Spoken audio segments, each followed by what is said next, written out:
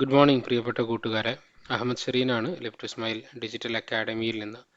നമ്മൾ ഇന്ന് chapter number 11 review ചെയ്യാൻ പോകുന്നത്. സൈക്കോളജി 328 പുതിയ സീരീസിൽ സാമ്പിൾ ക്വസ്റ്റ്യൻ പേപ്പറിൽ 12A ഒരു ചോദ്യം മാത്രമാണ് ഇതുമായി ബന്ധപ്പെട്ടിട്ട് നമുക്ക് കാണാൻ വേണ്ടി പറ്റുന്നത്.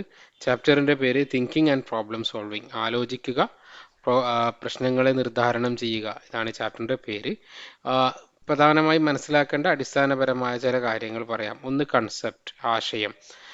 അതൊരു ലാംഗ്വേജ് സിമ്പിൾസ് ആണ്. നമ്മൾ ആശയങ്ങൾ എങ്ങനെ മനസ്സിലാക്കുന്നു, concept of age, colour, love, mother, അപ്പോൾ ഓരോന്നിനും ഒരു ആശയമുണ്ട്. അപ്പോൾ ഫ്രൂട്ട് എന്ന് പറഞ്ഞാൽ നമ്മുടെ മനസ്സിലേക്ക് ഒരു സാധനം കടന്നു വരും. അതേപോലെ തന്നെ അനിമൽ എന്ന് പറഞ്ഞാൽ വരും. അതുകൊണ്ട് തന്നെ നമ്മൾ നേരത്തെ കണ്ട് പരിചയമില്ലാത്ത ഒരു ഫ്രൂട്ടാണെങ്കിലും കണ്ടാൽ നമുക്കത് ഫ്രൂട്ടാണെന്ന് മനസ്സിലാവും. നമുക്കതിൻ്റെ പേരറിയണം എന്നില്ല. ഉദാഹരണത്തിന് റംബൂട്ടാൻ ആദ്യമായി കാണുന്ന ഒരാൾ അതിൻ്റെ പേര് റംബൂട്ടാൻ എന്നറിയില്ലെങ്കിൽ പോലും അത് ഫ്രൂട്ടാണ് എന്ന് മനസ്സിലാക്കും. അപ്പോൾ അതിനെയാണ് നമ്മൾ കൺസെപ്റ്റ് അല്ലെങ്കിൽ കൺസെപ്റ്റ് ഫോർമുലേഷൻ എന്ന് പറയുന്നത്. ലോജിക്കൽ അല്ലെങ്കിൽ ആർട്ടിഫിഷ്യൽ കൺസെപ്റ്റ് ഒന്നാമത്തത്, രണ്ടാമത്തത് നാച്ചുറൽ കൺസെപ്റ്റ്. രണ്ട് തരത്തിൽ. പിന്നെ നമുക്ക് ഇമേജസും പറയാനുണ്ട്. അതേപോലെ തന്നെ പ്രോബ്ലം സോൾവിങ്, എങ്ങനെയാണ് നമ്മൾ പ്രശ്നങ്ങൾ നിർദ്ധാരണം ചെയ്യുക. പ്രോബ്ലം സോൾവിങ് നമ്മൾ ഒരു ലക്ഷ്യത്തിലേക്കുള്ള നമ്മളുടെ പെരുമാറ്റത്തെ സഹായിക്കുന്നതാണ്. അതിൻ്റെ സ്റ്റെപ്സ്: ഒന്ന്, framing and understanding of the problem മനസ്സിലാക്കുക.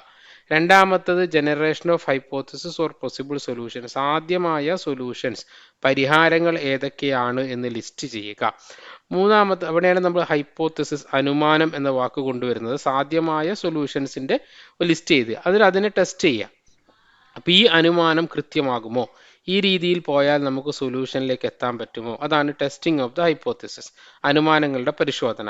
അത് കഴിഞ്ഞാൽ എവാലുവേഷൻ ഓഫ് റിസൾട്ട്സ്, നമ്മൾ ചെയ്ത സ്റ്റെപ്പ് യഥാർത്ഥത്തിൽ ഉദ്ദേശിച്ച ഔട്ട്കം ഉണ്ടാക്കുന്നുണ്ടോ എന്ന് ഇവാലുവേറ്റ് ചെയ്യുക. അങ്ങനെ ആ ലെവലിലൂടെയാണ്. അപ്പം ഇവാലുവേറ്റ് ചെയ്യുന്ന സമയത്ത് നമ്മുടെ ഹൈപ്പോത്തസിസ് ചിലപ്പോൾ കറക്ഷൻസ് ആവശ്യമുണ്ടാവും. നമ്മൾ അനുമാനങ്ങൾ പൂർണ്ണമായി ശരിയാവില്ല, അതിൽ മാറ്റങ്ങൾ ഉണ്ടാവേണ്ടി വരും. അപ്പോൾ ആവശ്യമായ മാറ്റങ്ങൾ അതിൽ ചെയ്യാൻ വേണ്ടി പറ്റും. ഇനി എന്തൊക്കെ മെത്തേഡുകളാണ് നമുക്ക് പ്രശ്ന നിർദ്ധാരണത്തിനുള്ളത്? ഒന്ന്, ട്രയൽ ആൻഡ് എറർ, സാധാരണ നമ്മൾ ചെയ്യുന്നതാണ്. ട്രയൽ ആൻഡ് എറർ എന്ന് പറഞ്ഞാൽ പരീക്ഷിച്ച് നോക്കുക, ശരിയായില്ലെങ്കിൽ വീണ്ടും വേറൊരു വഴിയിൽ പരിശോധിച്ച് നോക്കുക, അങ്ങനെ. രണ്ടാമത്തത് അൽഗോരിതം. അൽഗോരിതം എന്ന് പറഞ്ഞാൽ അത് ശാസ്ത്രീയമാണ്. പ്രിസൈസ് സീക്വൻസ് ഓഫ് പ്രൊസീജിയേഴ്സ്, ഒന്ന് കഴിഞ്ഞാൽ അടുത്തത് എന്താണ്, കൃത്യമായ സ്റ്റെപ്പുകൾ എഴുതി വെച്ച് അതിലൂടെ പ്രോബ്ലം സോൾവ് ചെയ്യുക. മൂന്നാമത്തത് ഈ ഹ്യൂറിസ്റ്റിക്സ്. ഹ്യൂറിസ്റ്റിക്സ് എന്ന് പറഞ്ഞാൽ ഇംഗ്ലീഷിൽ റൂൾ ഓഫ് തമ്പ് എന്നൊക്കെ പറയും. മലയാളത്തിൽ എനിക്ക് അങ്ങനെ തോന്നി, എൻ്റെ മനസ്സിൻ്റെ തോന്നൽ അങ്ങനെയാണ്, അങ്ങനെ ചെയ്താൽ ശരിയാകും എന്ന് തോന്നിയപ്പോൾ അങ്ങനെ ചെയ്യുക, അതിനാണ് ഹ്യൂറിസ്റ്റിക്സ് എന്ന് പറയുക. നാലാമത്തത് അനലോഗി. അനലോഗി എന്ന് പറഞ്ഞാൽ നേരത്തെ ഇങ്ങനെ ചെയ്തപ്പോൾ പ്രശ്നം തീർന്നിരുന്നു, ഈ രീതിയിലാണ് മുമ്പ് ഇത് പരിഹരിച്ചിരുന്നത്, അപ്പോൾ ഇനിയിപ്പോൾ ആവശ്യം അത് ചെയ്താൽ അതേപോലെ തന്നെ പരിഹരിക്കാൻ പറ്റും. അവസാനത്തത് മീൻ എൻഡ് അനാലിസിസ്. മീൻ എൻഡ് അനാലിസിസ് എന്ന് പറഞ്ഞാൽ ലാസ്റ്റിൽ നിന്ന് ഇങ്ങോട്ട് വരിക. ഇപ്പം യഥാർത്ഥത്തിൽ നമ്മളുടെ ഉദ്ദേശം ഈ പ്രോബ്ലം സോൾവ് ചെയ്യലിലൂടെ എന്ത് അച്ചീവ് ചെയ്യലാണ്, ഉദാഹരണത്തിന് ചോറുണ്ടാക്കലാണ് നമ്മളുടെ പ്രോബ്ലം സോൾവിങ്ങിൻ്റെ എൻഡ് ഗോളെങ്കിൽ അവിടെ നിന്ന് ഇങ്ങോട്ട് ഓരോ സ്റ്റെപ്പും റിവേഴ്സ് എടുത്ത് വരുന്നതിനെയാണ് നമ്മൾ മീൻ എൻഡ് അനാലിസിസ് എന്ന് പറയാം. ഇനി പ്രോബ്ലം സോൾവിങ്ങിനുള്ള തടസ്സങ്ങൾ എന്താണ്, ബാരിയേഴ്സ്? ഒന്ന്, മെൻ്റൽ സെറ്റ്. നമ്മളെ മാനസികമായി ഓൾറെഡി ഒരു മാനസികമായ ഒരു ധാരണ നമ്മുടെ ഉള്ളിൽ രൂപപ്പെടുത്തിയിട്ടുണ്ട്, അതിനനുസരിച്ച് കാര്യങ്ങൾ പ്രശ്നം പരിഹരിക്കാനേ നമ്മൾ നോക്കുള്ളൂ. ഫങ്ഷണൽ ഫിക്സഡ്നെസ്, നമുക്ക് നേരത്തെ ഉപയോഗിച്ച മാർഗങ്ങളുണ്ട്, ആ മാർഗങ്ങൾ ഉപയോഗിച്ചിട്ട് മാത്രമേ എന്ത് ചെയ്യാൻ പറ്റുള്ളൂ, പൂർത്തീകരിക്കാനും ചെയ്യാനും. അതില്ലെങ്കിൽ, ആ സാധനം ഇല്ലെങ്കിൽ, അങ്ങനെ ഇല്ലെങ്കിൽ നമ്മൾ മുമ്പോട്ട് പോകില്ല. ഇപ്പം കത്തി ഇല്ലെങ്കിൽ മുറിക്കാൻ പറ്റില്ല, കത്തിരി എടുത്തിട്ട് നമ്മൾ മുറിക്കില്ല. അപ്പം ആ രീതിയിലുള്ള ആ ഒരു ഫങ്ഷണൽ ഫിക്സഡ്നെസ് ഉണ്ടാവുക എന്നുള്ളത്. പിന്നെ ബ്രെയിൻ സ്റ്റോമിങ്. ആളുകൾ ഇത് ബ്രെയിൻ സ്റ്റോമിംഗ് എന്ന് പറഞ്ഞാൽ പ്രധാനമായും എങ്ങനെയാണ് ഇതിൻ്റെ പരിഹാരങ്ങളിലേക്ക് മുമ്പോട്ട് പോകേണ്ടത്. കൂടിയാലോചന എന്നാണ് മലയാളത്തിലുള്ള വാക്ക്. കൂടുതൽ ആളുകൾ ഇരുന്നിട്ട് പ്രശ്നങ്ങൾ എങ്ങനെ പരിഹരിക്കാമെന്ന് ആലോചിക്കുന്നു. കൾച്ചറൽ ട്രെയിനിങ്, അത് പ്രധാനപ്പെട്ട ഒരു പരിശീലനമാണ്. ഏറ്റവും നല്ല രീതിയിൽ ഒരു പ്രോബ്ലം സൊല്യൂഷന് പോവുക എന്നുള്ളതാണ് കൾച്ചറൽ ട്രെയിനിങ്. ഇനി റീസണിങ്, എങ്ങനെയാണ് ഒരു വിഷയത്തെ നമ്മൾ കൃത്യമായി സമീപിക്കേണ്ടത്? ഒന്ന്, ഫോർമൽ റീസണിങ്, സാങ്കേതികമായിട്ടുള്ളത് അല്ലെങ്കിൽ ഔദ്യോഗികമായിട്ടുള്ളത്. രണ്ട്, എവറിഡേ, നമ്മൾ സാധാരണ ഒരു പ്രശ്നത്തിനുള്ള കാരണം കണ്ടെത്തുന്നതാണിത്. ഒന്ന്, ഡിഡക്റ്റീവ് റീസണിങ്. നമ്മൾ ആദ്യം എന്ത് ചെയ്യും, ഒരു അസംഷൻ അല്ലെങ്കിൽ ഒരു ഊഹം അല്ലെങ്കിൽ ഒരു തീരുമാനം നമ്മൾ എത്തിയിട്ട് അതിൻ്റെ കാരണങ്ങളെ കണ്ടെത്തലാണ് ഒന്ന്. രണ്ടാമത്തത് ഇൻഡക്റ്റീവ്, അതായത് നമ്മൾ ഒബ്സേർവ് ചെയ്തിട്ട് അതിൻ്റെ അടിസ്ഥാനത്തിൽ ഒരു റീസണിങ് ഉണ്ടാക്കുന്നതിനെയാണ് ഇൻഡക്റ്റീവ് റീസണിങ് എന്ന് പറയുന്നത്. ഡിസിഷൻ മേക്കിംഗ്, എങ്ങനെയാണ് തീരുമാനങ്ങൾ എടുക്കുക? തീരുമാനങ്ങൾ എടുക്കുന്നതിൻ്റെ പ്രധാനപ്പെട്ട സ്റ്റെപ്പുകൾ: ഒന്ന്, defining and analysis of the problem, പ്രശ്നത്തെ മനസ്സിലാക്കുകയും അതിനെ വിശദീകരിക്കുകയും ചെയ്യുക, നിർവചിക്കുകയും ചെയ്യുക. ഡെവലപ്പിംഗ് ഓൾട്ടർനേറ്റ് സൊല്യൂഷൻസ്, ആ പ്രശ്നത്തിനുള്ള സാധ്യമായ പരിഹാരങ്ങളെ ലിസ്റ്റ് ചെയ്യുക. ഇവാലുവേഷൻ ഓഫ് ദ ഓൾട്ടർനേറ്റ്സ്, ഈ പറയുന്ന സാധ്യതകളെ പരിശോധിക്കുക. സെലക്ടിങ് ദി ബെസ്റ്റ്, ഏറ്റവും നല്ലത് ഏതാണെന്ന് സെലക്ട് ചെയ്തിട്ട് അത് നടപ്പിലാക്കുക, അതിനെ ഫോളോ ചെയ്യുക. ഈ രീതിയിലാണ് നമ്മൾ ഡിസിഷൻ മേക്കിംഗ് ചെയ്യുക. ഡിസിഷൻ മേക്കിങ്ങിന് സാധാരണ അനുഭവിക്കുന്ന തടസ്സങ്ങൾ: ഒന്ന്, ലാക്ക് ഓഫ് ഇൻഫർമേഷൻ, ആവശ്യത്തിനുള്ള വിവരം കയ്യിലുണ്ടാവില്ല. ലാക്ക് ഓഫ് കോണ്ടെക്സ്റ്റ്, ഏത് സാഹചര്യത്തിലാണ് ഈ തീരുമാനത്തിലേക്ക് വന്നത് അല്ലെങ്കിൽ ഈ പ്രശ്നം ഉണ്ടായതെന്ന് മനസ്സിലാക്കാൻ പറ്റാതാവുക. ലാക്ക് ഓഫ് ഫീഡ്ബാക്ക്, ആവശ്യത്തിന് ഫീഡ്ബാക്ക്, അതായത് നമ്മൾ ഇംപ്ലിമെൻ്റ് ചെയ്യുന്ന സൊല്യൂഷൻ അല്ലെങ്കിൽ നമ്മൾ നടപ്പിലാക്കാൻ ശ്രമിക്കുന്ന കാര്യം യഥാർത്ഥത്തിൽ പ്രവർത്തിക്കുന്നുണ്ടോ എന്ന് നമുക്ക് മനസ്സിലാക്കാൻ പറ്റാതാവുക. ഇൻഫർമേഷൻ ഓവർലോഡ്, അതായത് ഒരു വസ്തു പരിഹരിക്കാൻ ആവശ്യമായതിൽ കൂടുതൽ ഇൻഫർമേഷൻസ് നമുക്ക് കിട്ടുക എന്നുള്ളതാണ്. കൾച്ചറൽ ബാരിയേഴ്സ്, പിന്നെ സാംസ്കാരികമായ തടസ്സങ്ങൾ ഉണ്ടാവാം. ചില കാര്യങ്ങൾ, ചില സൊല്യൂഷൻസ് നമുക്ക് നടപ്പിലാക്കാൻ പറ്റില്ല. ഉദാഹരണത്തിന്, ഒരു ഓഫീസിൽ 10 സ്റ്റാഫ് വർക്ക് ചെയ്യുന്നുണ്ട്. ആ സ്റ്റാഫ് രാത്രി 5 മണിക്ക് വൈകുന്നേരം 5 മണിക്ക് ശേഷമോ രാത്രി 10 മണിക്ക് ശേഷമൊക്കെ ഉണ്ടായി കഴിഞ്ഞാൽ അവിടെ കുറേ കാര്യങ്ങൾ നന്നായി നടത്താൻ പറ്റും. അങ്ങനെയുള്ള റിക്വയർമെൻ്റ് ഒക്കെ ഉണ്ടാകും. പക്ഷെ അവിടെ പ്രശ്നമുണ്ട്, സ്ത്രീകളാണ് ഉള്ളത്, അവർക്ക് ലേറ്റായിട്ട് ജോലി ചെയ്യാൻ പറ്റില്ല. അപ്പോൾ ഈ രീതിയിലുള്ള കൾച്ചറൽ ബാരിയേഴ്സ് നമ്മുടെ ഡിസിഷൻ മേക്കിങ്ങിനെ സഹായിക്കും. പിന്നെ സാധാരണ ചെയ്യുന്ന അബദ്ധങ്ങളാണ് ഓവർ കോൺഫിഡൻസ്, അമിത ആത്മവിശ്വാസം ഉണ്ടാക്കുക.